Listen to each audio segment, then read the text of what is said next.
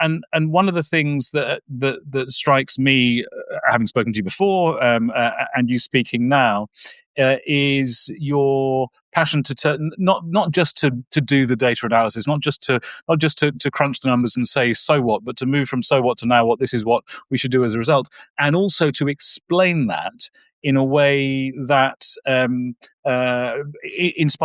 genuinely inspires action. I was talking to an old friend the other day, who kind of he works largely with big global retailers, and he says that the challenges that he faces in these large global retailers is that the leadership asks unanswerable questions, and that the data scientists give generally incomprehensible answers that the leaders could never understand. And we were talking about, well, we really need to develop the Babel fish or an interactive phrase book to put into the ears of the marketing director or into the mouths of data scientists. Can you explain how you bridge that sometimes unbridgeable gap? Because often organizations will invest a huge amount, rock star salaries in data science teams, who are then sort of siloed off and do their own thing and never really influence the growth of the organization. Yeah, I mean, absolutely. I think it's a huge challenge, and I think there's a few different problems that organizations have that I've seen. I think you have the sort of the dual challenge that often you have because sort of data science is a relatively new field. You often have relatively young people who don't have a huge amount of experience of operating in a corporate environment. And just the cultural gap between them and someone who's probably significantly older than them, probably much more experienced, senior executive with a very different perspective on the world. Even before the two of them start trying to talk to each other about data, they probably don't have that much in common in some ways.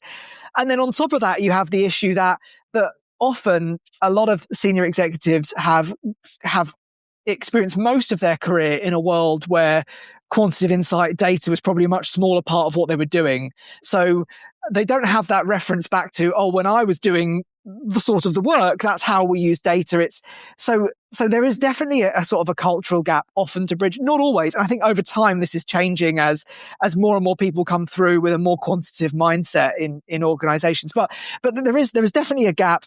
I think, it's a cliche, but it has to go both ways for it to succeed. You have to, data scientists, and part of the maturing of data science as a field is for data science leaders within data science to develop their skills in terms of how to communicate things in an actionable way and how to influence.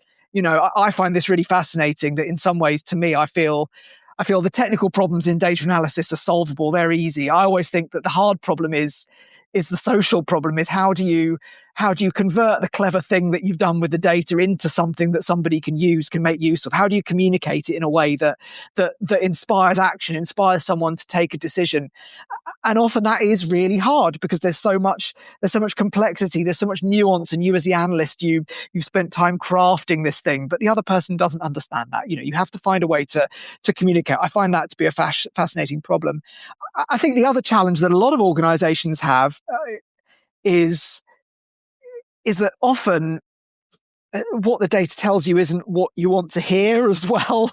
So actually, I think sometimes in organizations we'd love to believe that we were really objective in the way that we make decisions, but actually it's not. It's often quite a complicated process to get to decisions. Being scientific, the data is. The data doesn't always tell people what they want to hear, but also it's not always the only factor, right? So working out how to combine that data into a sort of more holistic view of what the right thing to do is, that's quite hard, So I think there's this gap that needs to be bridged from both sides trying to understand how to speak to each other. But I think also, there are genuinely hard problems here.